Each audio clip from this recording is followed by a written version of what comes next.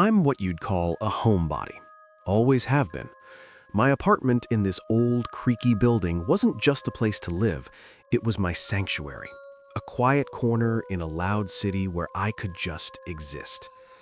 The building's name was the Alistair, one of those classic pre-war giants that had character practically seeping out of its thick plaster walls. It was nothing like those sterile, modern condos you see popping up. No, the Alistair had a century of secrets, and I liked it that way. I liked the predictable groans from the plumbing and the familiar smell of old wood and dust. My life was a quiet, comfortable loop. Until last Tuesday, the night the power went out and took everyone else with it. The blackout hit at 9:17 p.m. I know the exact time because I was watching the clock, waiting for a show to start. 1 second, my lamp was spilling a warm yellow glow across my book. The next, a darkness so profound it felt like a blanket had been thrown over the world. And it wasn't just the lights. The hum of my fridge, the distant whine of a siren, the muffled bass from a neighbor's stereo. It all just stopped. The silence that rushed in was heavier than the dark. It was a physical weight, a pressure on my ears. I know what you're thinking. Power outages happen, especially in an old building. But this was different. I fumbled for my phone. No signal. The screen was just a dead black mirror. I stumbled to the window, fully expecting to see a neighborhood plunged into some shared inconvenience. But I saw nothing. Not a single light from another building. No headlights. Just an endless, suffocating black, where a city of millions was supposed to be. And I know how impossible this sounds. You won't find any record of a blackout that night, because what happened to the Alistair? It operates outside of records and reason. My first real jolt of fear wasn't even from me. It was from Mrs. Gable down the hall in 4B. She was in her 80s, lived alone, and was terrified of the dark. I grabbed a heavy metal flashlight from a kitchen drawer and stepped into the hall. The air was cold and still. "Mrs. Gable?" I called out. My voice sounded tiny, swallowed by the silence. The only reply was my own echo. That's when I saw it. Her door, the one she always kept triple locked, was slightly ajar. I pushed her door open, the beam of my flashlight cutting through the gloom. "Mrs. Gable?" I called again as I stepped inside. Her apartment was immaculate, as always, but completely empty. The truly chilling part wasn't that she was gone. It was the scene she'd left behind. On a small table next to her favorite armchair sat a teacup, a delicate wisp of steam still curling up from its surface. Her knitting was draped over the arm of the chair, needles still in the wool, as if she had set it down only seconds ago. But she wasn't there. The whole room was like a perfectly preserved moment of life, only the life itself had been surgically removed. A person leaving in a hurry doesn't look like this. This was a diorama, a moment sealed in amber. A creeping dread, cold and sharp, started working its way up my spine. I backed out slowly, my heart hammering against my ribs. My mind jumped to Mark and Sarah in 4D, the young couple who were always either fighting or laughing. Maybe they saw something. Their door was open too. I didn't even have to knock. My light found where they should have been. The TV was on, but the screen was black, a single movie frame frozen on the media player's timeline. On the coffee table sat 2 bowls of pasta, still warm, with forks resting on the rims. A wine bottle stood uncorked next to 2 half-full glasses.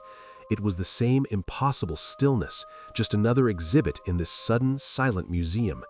They had vanished mid-laugh, mid-sentence, mid-breath. Panic started clawing its way up my throat, a frantic energy that made me want to scream and run all at once. I checked every apartment on my floor. Each one was the same. Open doors, empty rooms, chilling tableaus of lives cut short. A half-solved crossword puzzle on a kitchen table, a laptop open to a flight booking website, a child's toy car sitting silently in the middle of a hallway. 80 people lived in the Alistair, 80 souls, and somehow I was the only one left. The silence I had first found so unnerving was now my tormentor. It was an active, listening silence. And then it broke. It wasn't a human sound. It was a low, guttural groan that seemed to come from the very bones of the building itself. The vibration traveled up through the soles of my feet, a deep rumble like some huge animal stirring from sleep. Then came another sound, a sharp crack from the floor above, followed by the violent slam of a door. I froze in the hallway, my flashlight beam trembling. The building was making noise, not the normal creaks of an old structure settling. These sounds were different. They felt intentional. I realized with a sudden, gut-wrenching certainty that the blackout hadn't just taken the people, it had woken the building up. Have you ever been alone in an old house and felt watched or heard a noise you just couldn't explain? Let me know in the comments. It's a strange feeling, that sense of being noticed by something that shouldn't be aware. I used to dismiss it. I can't anymore. My only thought was get out. I didn't care about the vanished city. I just had to get out of the Alistair. I scrambled for the main stairwell, my flashlight beam bouncing off the walls. I took the stairs 2 at a time, breath tearing at my lungs. But the descent felt wrong. I've lived on the 4th floor for 6 years. I know it's 64 steps to the lobby. I counted. After 100 steps, I was still somewhere between floors. The wallpaper, a faded floral pattern I knew by heart, seemed to be repeating. The same water stain, the same crack in the plaster, over and over again. The building was playing with me. Desperate, I turned and charged back up, bursting through the door to my floor. It slammed shut behind me with a boom that echoed through the whole structure. I sprinted down the hall toward the fire escape, but the hallway seemed to stretch, the door getting farther away the faster I ran. It was like being on a treadmill. The building's dimensions were no longer fixed. A building isn't supposed to be sentient. It's not supposed to change its own layout. But my reality had already snapped. I leaned against a wall, gasping for air, and I felt it move. Not a vibration, but a soft, yielding motion, like pressing against warm skin. I recoiled in horror, a scream finally tearing itself from my throat. The building groaned again, but this time it sounded like satisfaction. It knew I was scared. It knew I was trapped. It was never going to let me go.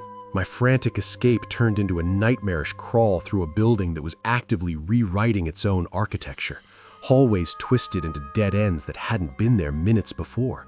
Doors I knew opened into brick walls. The main staircase now seemed to coil upwards into impenetrable darkness. The air grew thick, heavy with the smell of damp soil and something metallic, like old blood. The Alistair was no longer just a structure. It was a living, breathing organism, and I was trapped in its belly. The true horror began when the walls started to shimmer and lose their solidity. They became translucent, like smoked glass, and through them, I saw my neighbors. But they weren't ghosts, not really. They were more like after-images, echoes of energy trapped in an endless loop. I saw Mrs. Gable, her hand forever reaching for her teacup, her face locked in a placid gaze. I saw Mark and Sarah on their couch, mouths open mid-laugh, the moment replaying silently, forever. The building's consciousness started to bleed into mine. It didn't use words, just a flood of impressions, an ancient alien awareness. I felt its immense loneliness, its long hibernation, and a gnawing, bottomless hunger. It fed on lives, absorbing them, making them part of its memory. It had devoured the others to satisfy a hunger that lasted centuries, and it was showing me. It was explaining itself. It didn't just want to consume me, it wanted me to understand. I don't know how long I wandered those impossible halls. Hours? Days? Eventually, I found myself standing in front of my own apartment, 4G. The door was closed. As I opened it, a wave of calm washed over me. A feeling so unnatural it was more terrifying than the panic. My apartment was just as I'd left it. My book was still open on the table. But something was fundamentally wrong. I walked to the window, the one that used to look out over the city. I looked out, but I didn't see the empty void from before. I saw another window directly across from mine, an apartment inside which a single lamp was lit. It was a window from my own building. I was looking out of the Alistair and looking right back into it. The building had folded in on itself, becoming its own universe, its own closed loop. The 80 souls it consumed are now the mortar in its bricks and the current in its spectral wires. I'm the only one left with a consciousness, a lone sentry in this living mausoleum. The building didn't just take my neighbors, it digested them. It kept me to be its witness, its keeper. I've always been a homebody. My apartment was my sanctuary. Now, the building is my body, and I am its quiet, permanent resident in a home that is always watching and always hungry.